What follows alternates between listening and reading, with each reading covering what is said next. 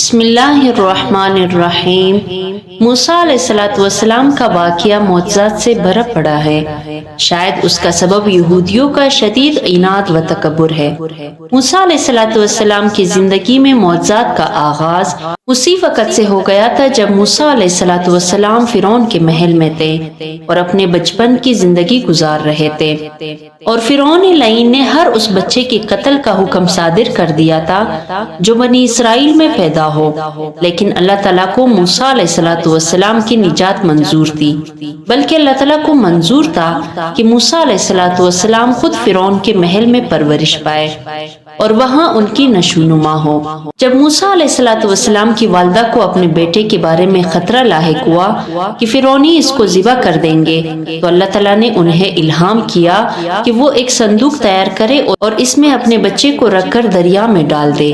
چنانچہ انہوں نے ایسا ہی کیا، بچہ کو صندوق میں رکھ کر دریا میں ڈال دیا، اور صندوق پھر موسیٰ علیہ السلام کو اٹھائے ہوئے اس کنارے پر پہنچ گیا جہاں فرعون کا محل تھا۔ اس سے مقصد یہ تھا کہ فرعون کی بیوی اس کو دیکھ کر اپنے خاوند سے اس بات کا مطالبہ کرے کہ اس بچہ کو زندہ رہنے دیا جائے تاکہ جب یہ بڑا ہو تو اس کے سبب دنیاوی فوائد حاصل ہو۔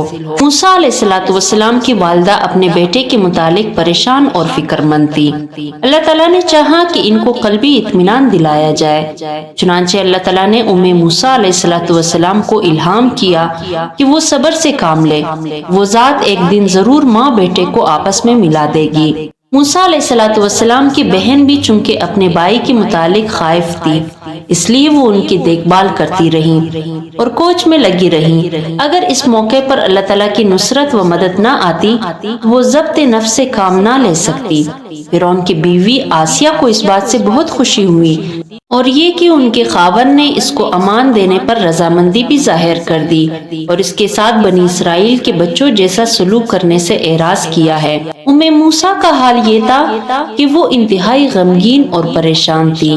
جب وہ دریائے نیل میں موسیٰ علیہ السلام کو ڈال رہی تھی تو ان کے دل کی کیفیت یہ تھی کہ وہ موسیٰ علیہ السلام کو نہیں بلکہ اپنے دل کے ٹکڑے کو دریا میں ڈال رہی تھی۔ دریا میں صندوق ڈالنے کے بعد اس کے پیچھے پیچھے چلتی رہی یہاں تک کہ وہ صندوق نظروں سے اوجھل ہو گیا۔ موسیٰ کا دل بے قرار ہو گیا۔ اگر اللہ نے ان کے دل کو مضبوط نہ کیا ہوتا اور انہیں صبر کی قوت نہ دی ہوتی تو وہ اپنے گمشدہ بچے کا حال سب پر ظاہر کر دیتی۔ اس لیے وہ مطمئن اور پرسکون ہو گئی اور اپنے بیٹے کے معاملہ کو اللہ تعالیٰ کے سپرد کر دیا اور اپنی بیٹی کو حکم دیا کہ وہ اطمینان کے ساتھ قصر فرعون کے قریب جا کر اپنے بھائی موسیٰ کے بارے میں معلومات حاصل کرنے کی کوشش کرے۔ موسیٰ نے اپنی بیٹی کو اس بات سے خبردار کیا کہ کسی کو یہ محسوس تک نہ ہو کہ تم ان کے حالات کی ٹھو لگا رہی ہو۔ ادھر حال یہ تھا کہ موسیٰ علیہ السلام نے دودھ پلانے والی تمام عورتوں کا دودھ پینے سے انکار کر دیا اور ٹان لی کہ وہ صرف اپنے ماں کا ہی دودھ پیئیں گے۔ کیا موسیٰ علیہ السلام کی زندگی کا یہ ایک عظیم معجزہ نہیں ہے؟ اللہ کا وعدہ سچا تھا۔ موسیٰ علیہ السلام کی والدہ اپنے بیٹے کو دودھ پلانے لگی جبکہ فرعون کو اور اس کے محل کی کسی شخص کو حقیقت حال کی کوئی خبر نہیں۔ موسیٰ ہر روز قصر فرعون میں دودھ پلانے کے لیے آتی، بچہ کو دیکھ کر اپنے دل کو تسکین اور آنکھوں کو ٹھنڈا کرتی اور بچہ اپنے ماں کا دودھ پیتا اور ماں کی ممتا سے لطف اندوز ہوتا۔ قرآن کریم نے اس معجزہ کا ذکر کیا ہے۔ اللہ تعالیٰ فرماتے ہیں فرددناہ الی امہ کی تقر عینہا ولا تحزن ولتعلم ان وعد اللہ حق ولکن اکثرہم لا یعلمون۔ غرض ہم نے موسیٰ علیہ السلام کو ان کے والدہ کے پاس واپس پہنچا دیا تاکہ ان کی آنکھیں ٹھنڈی ہوں اور تاکہ غم میں نہ رہیں اور تاکہ اس بات کو جان لے کہ اللہ تعالیٰ کا وعدہ سچا ہوتا ہے، لیکن افسوس کی بات ہے کہ اکثر لوگ اس کا یقین نہیں رکھتے۔ موسیٰ علیہ السلام کی محبت ہر ایک کے دل میں گر کر گئی۔ جو بھی ان کو ایک مرتبہ دیکھ لیتا محبت کیے بغیر نہ رہ سکتا، اور یہ چیز اللہ تعالیٰ کی طرف سے تھی، اس لیے کہ اللہ جل شانہ فرماتے ہیں وَأَلْقَيْتُ عَلَيْكَ مَحَبَّةً مِّنِّي وَلِتُصْنَعَ عَلَىٰ عَيْنِي، اور میں نے تمہارے اوپر اپنی طرف سے ایک اثر محبت ڈال دیا تاکہ جو تم کو دیکھے پیار کرے اور تاکہ تم میرے نگرانی میں پرورش پاؤ۔ موسیٰ علیہ السلام بڑے ہوئے اور مضبوط جوان ہوئے اور بہت سے علوم حاصل کیے۔ موسیٰ علیہ السلام جانتے تھے کہ وہ فرعون کے بیٹے نہیں ہیں، نیز موسیٰ علیہ السلام فرعون اور اس کی کارندوں کے ظلم و ستم سے بھی واقف تھے جو وہ بنی اسرائیل کے ساتھ روا رکھے ہوئے تھے۔ ایک دن موسیٰ علیہ السلام شہر میں گئے، وہاں دیکھا کہ ایک فرعونی بنی اسرائیل کے ایک آدمی سے لڑ رہا ہے۔ بنی اسرائیل کے اس کمزور آدمی نے موسیٰ علیہ السلام کو اپنی مدد کے لیے پکارا۔ موسیٰ علیہ السلام نے مداخلت فرمائی اور اس ظالم شخص کو مکہ مارا جس کی صدمہ سے وہ مارا گیا۔ موسیٰ علیہ السلام اس قدر طاقتور تھے کہ جب وہ اپنے مد مقابل پر ایک ہی ضرب لگاتے تو اس کا کام ہی تمام ہو جایا کرتا تھا۔ بہرحال موسیٰ علیہ السلام نے اس آدمی کو قصداً قتل نہیں کیا۔ موسیٰ علیہ السلام نے کہا ھذا من عمل الشیطان انہ عدو مضل مبین، یہ کوئی شیطانی حرکت ہو گئی، بے شک شیطان بھی آدمی کا کھلا دشمن ہے، غلطی میں ڈال دیتا ہے۔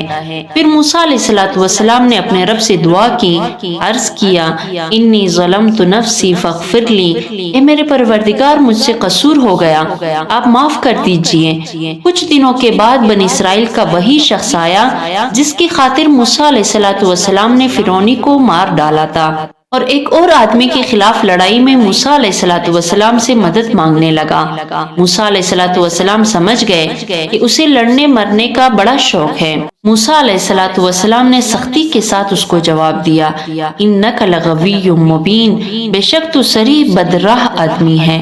موسیٰ علیہ السلام نے یہ کہہ کر اس کو ایک طرف ہٹا دیا۔ وہ شخص اسرائیلی یہ سمجھا کہ جس طرح انہوں نے کل گزشتہ اس کے دشمن کو مارا تھا اسی طرح مجھے بھی مار دیں گے، اس لیے وہ موسیٰ علیہ السلام سے رحم کی درخواست کرتے ہوئے کہنے لگا یا موسیٰ اتريد ان تقتلنی کما قتلت نفسا بالامس ان تريد الا ان تكون جبارا في الارض وما تريد ان تكون من المصلحین، اے موسیٰ کیا آج مجھ کو قتل کرنا چاہتے ہو جیسا کہ کل ایک آدمی کو قتل کر چکے ہو؟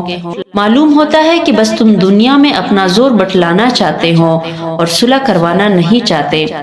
جب اسرائیلی نے یہ باتیں کہیں تو اس کے مخالف مصری کے لیے یہ راز کھل گیا کہ جس شخص کو فرعون کے لشکر ڈھونڈ رہے ہیں وہ یہی موسیٰ ہے۔ اس سے پہلے کسی کو بھی قاتل کا علم نہیں تھا۔ موسیٰ علیہ السلام خوف و وحشت میں مبتلا ہوئے۔ چنانچہ موسیٰ علیہ السلام اپنے رب سے یہ دعا کرتے ہوئے شہر سے کسی طرف کو نکل گئے ربی نجینی من القوم الظالمین، اے میرے پروردگار مجھ کو ان ظالم لوگوں سے بچا لیجئے۔ موسیٰ علیہ السلام مدین چلے گئے اور وہاں ایک بڑے کنویں کے پاس جا کر بیٹھ گئے۔ لوگ اپنی بکریوں کو پانی پلانے کے لیے اس کنویں پر آ رہے تھے۔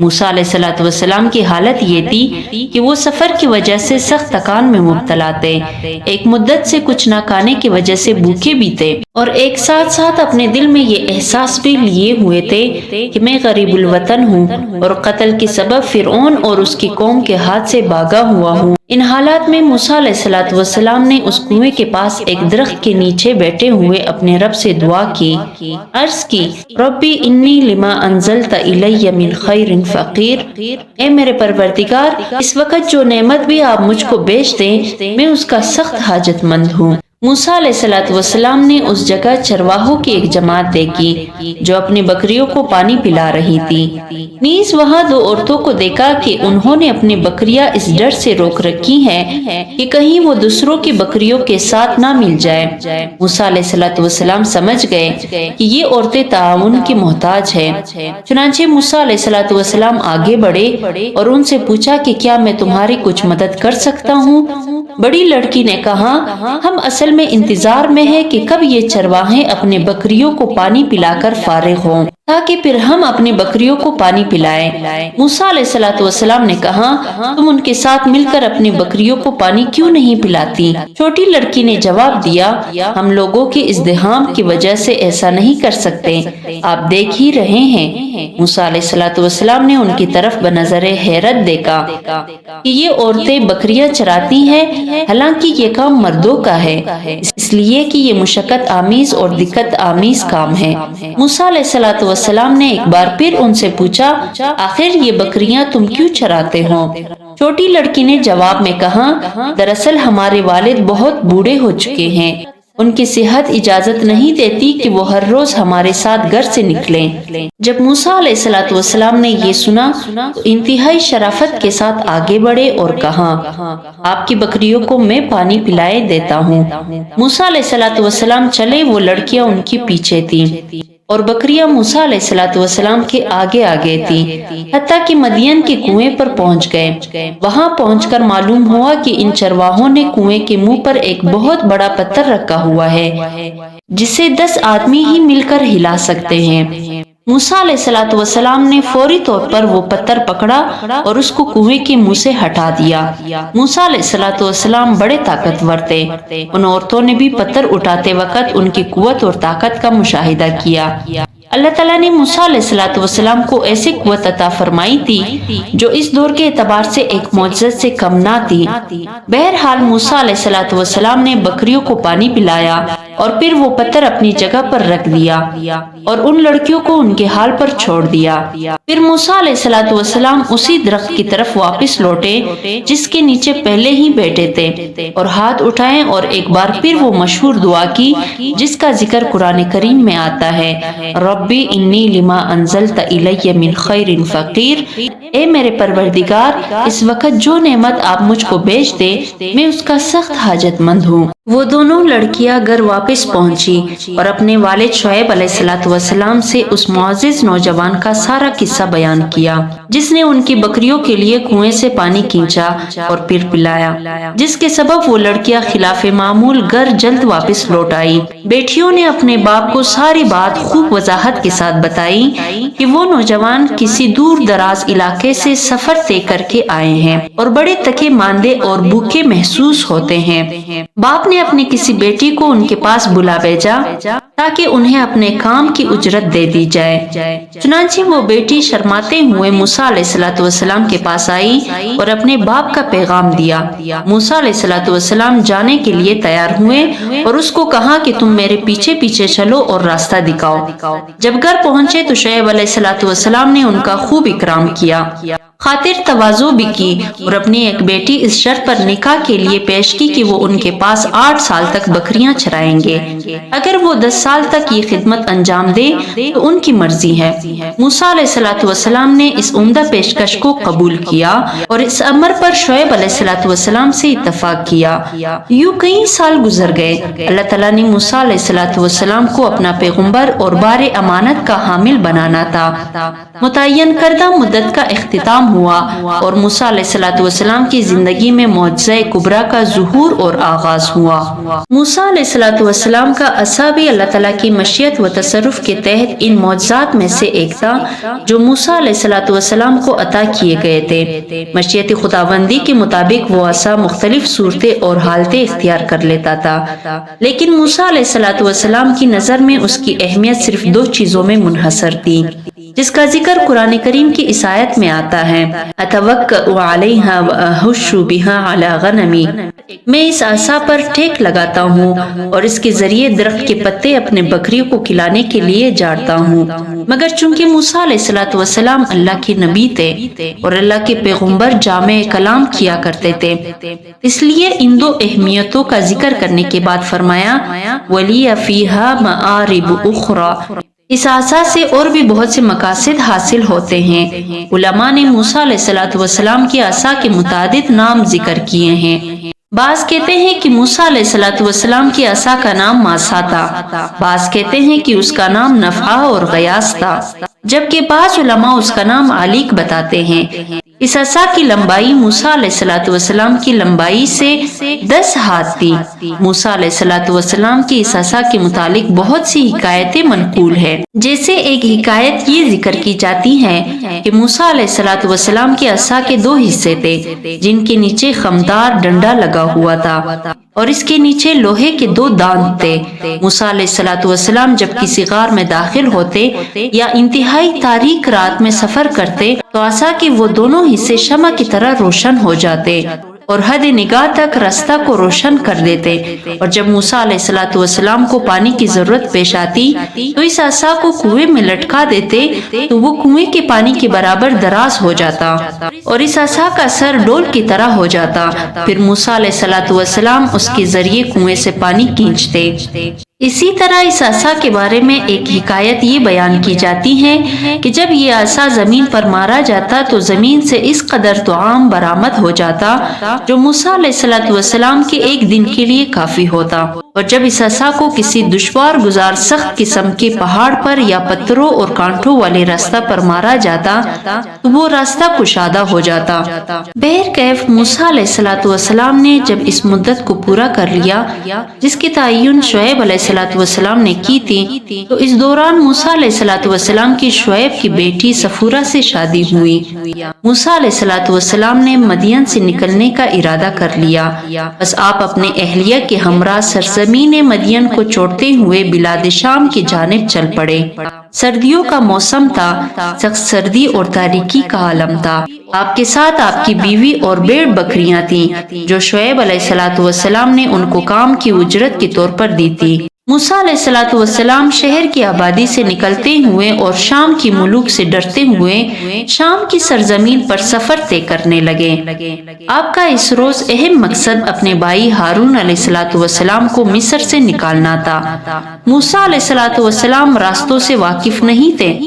آپ چلتے چلتے کوہ طور کے مغربی جانب جا پہنچے۔ سخت سردیوں کی رات ہے، رات کا شدید اندھیرا چھایا ہوا ہے اور آسمان گرج رہا ہے، بجلی چمک رہی اور بارش برس رہی ہے، اور پھر آپ کی زوجہ بھی حاملہ ہے۔ وہ اچانک درد ولادت سے دوچار ہوئی۔ حضرت موسیٰ علیہ السلام اپنی زوجہ کی حالت سخت سردی اور اندھیری رات کی وجہ سے بہت پریشان ہوئے۔ اسی اثنا میں حضرت موسیٰ علیہ السلام نے کوہ طور کی جانب ایک روشنی محسوس کی۔ آپ نے اسے آگ خیال کیا، اپنی بیوی سے کہنے لگے، امکثوا انی آنست نارا لعلی آتیکم منہا بقبس او اجد علی النار ہدی۔ تم ٹھہرے رہو، میں نے آگ دیکھی ہے، شاید اس میں سے تمہارے پاس شعلہ لاؤں یا وہاں آگ کے پاس راستہ کا پتہ مجھ کو مل جائے۔ موسیٰ علیہ السلام چاہتے تھے کہ انہیں کوئی راستہ بتانے والا مل جائے، لیکن جب وہ اس آگ کے قریب پہنچے تو وہاں ایک عظیم روشنی دیکھا جو آسمان سے لے کر اس درخت تک پھیلا ہوا تھا جو اس جگہ موجود تھا۔ موسیٰ علیہ السلام جب اس وادی میں داخل ہوئے جس کو طوا کہا جاتا ہے تو آپ نے وہاں بہت سکون اور خاموشی کو محسوس کیا۔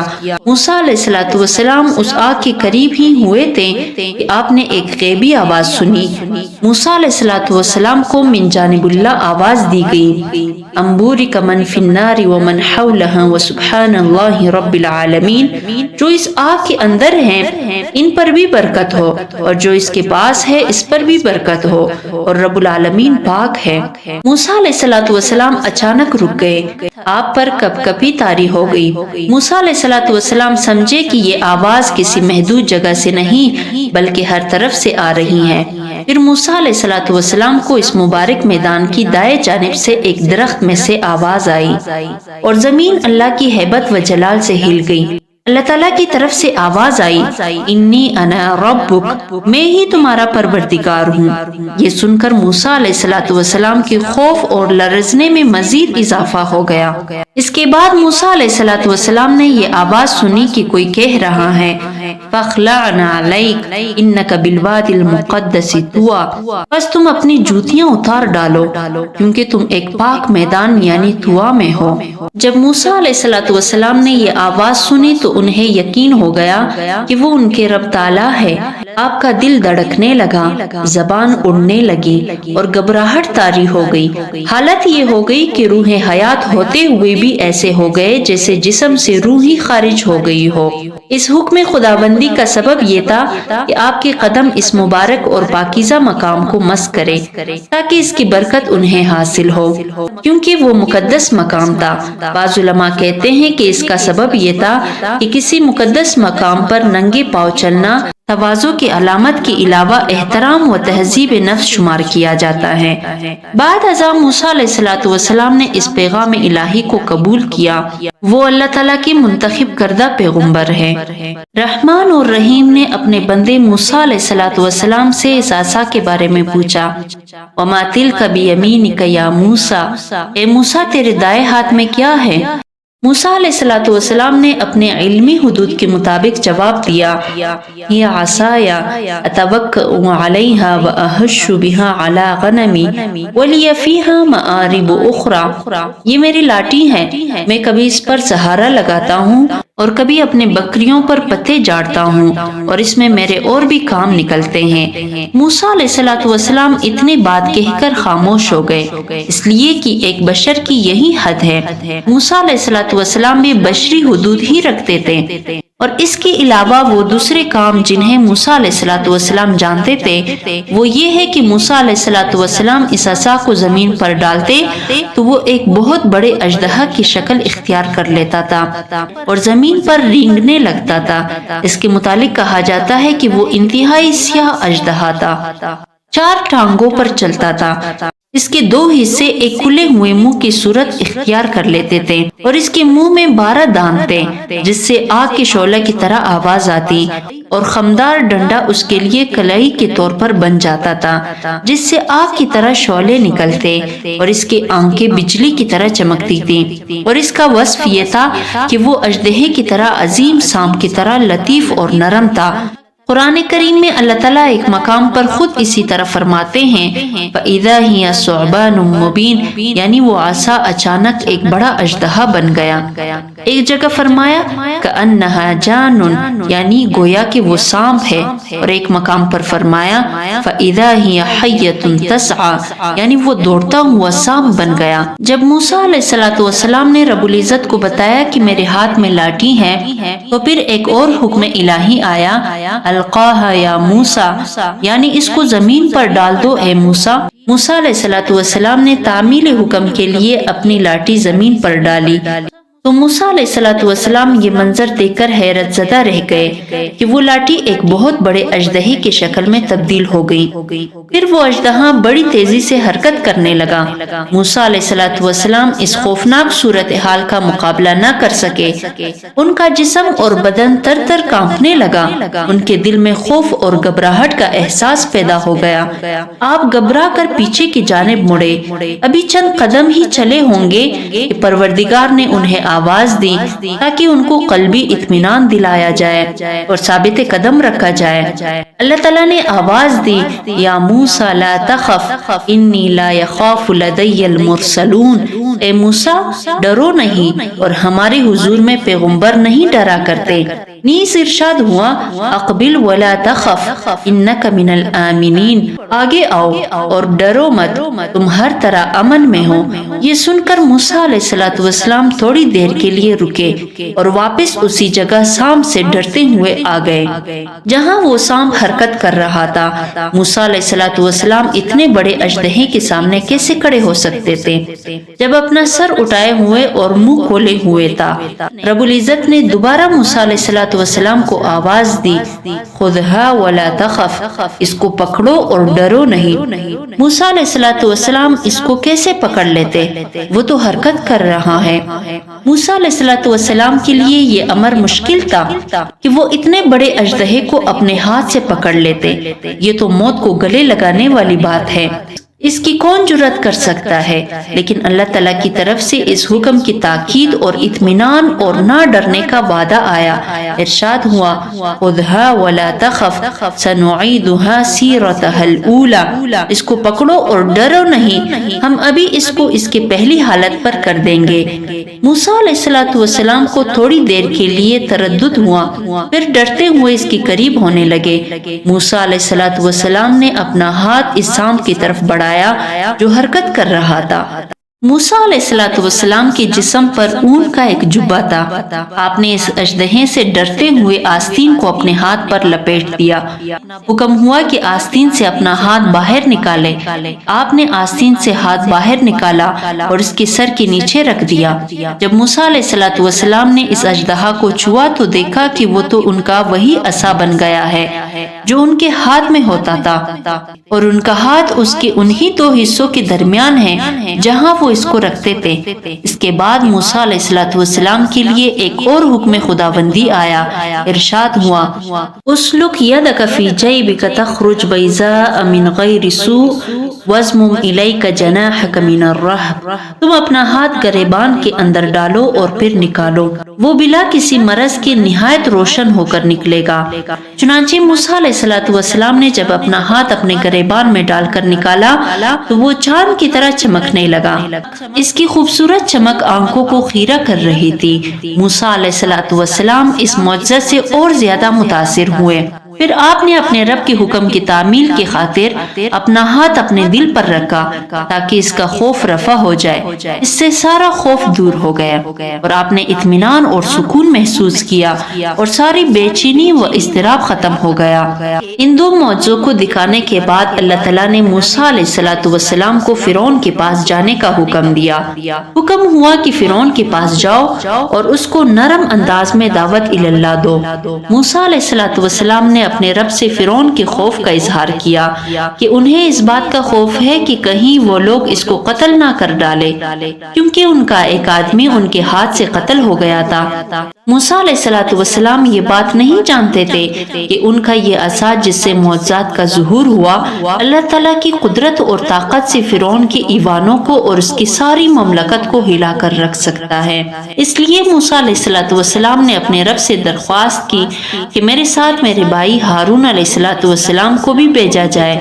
اللہ تعالیٰ نے اپنے نبی موسیٰ علیہ السلام کو اطمینان دلایا کہ میں ہر وقت تم دونوں کے ساتھ ہوں اور تمام احوال دیکھ رہا ہوں اور تمام اقوال سن رہا ہوں۔ اللہ تعالیٰ نے موسیٰ علیہ السلام سے فرمایا کہ فرعون اپنی تمام تر سلطنت و جبر و غلبہ کے باوجود تمہیں کوئی تکلیف نہیں پہنچا سکے گا۔